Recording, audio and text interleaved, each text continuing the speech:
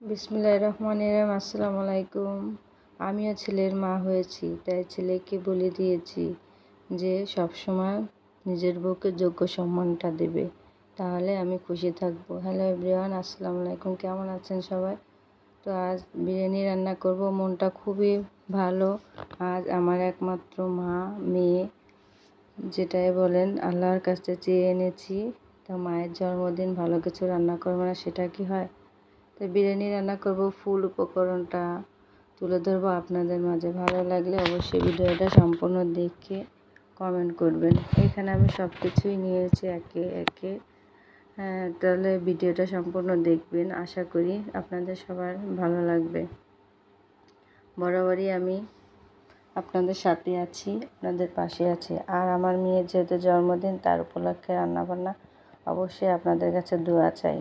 ওরা 3 ভাই বোন, ওদেরকে নেক্সট সন্তান হিসেবে লালন পালন করতে পারি, মা বাবা হিসেবে সঠিকটা ওদের শিক্ষা দিতে পারি, সেই চেষ্টায় সবসময় থাকি।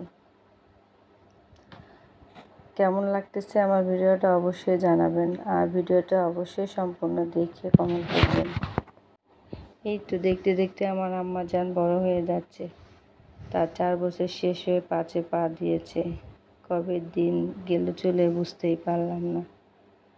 যখন ছোট ছিল কতই আদর যত্ন করে একটু একটু করে বড় করে যাচ্ছে।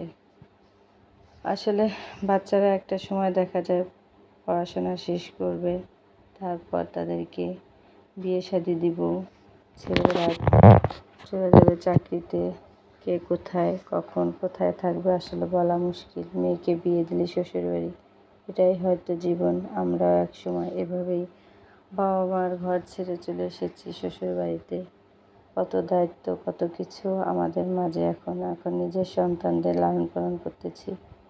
তারা এক সময় তাদেরও বিয়ে শাদী দিলে পরিবার হবে, এটাই হয়তো জীবন। তো দেখতেই পাচ্ছেন আমি মাংসগুলো ভালো করে ম্যারিনেট করে তারপরে কত সময়, আধা ঘন্টা 1 ঘন্টার মতো করে রেখে দিয়েছিলাম। এখন সেটাকে ভালো করে কষিয়ে নিয়ে এলাম। পোলাও চালটা ভালো করে কষিয়ে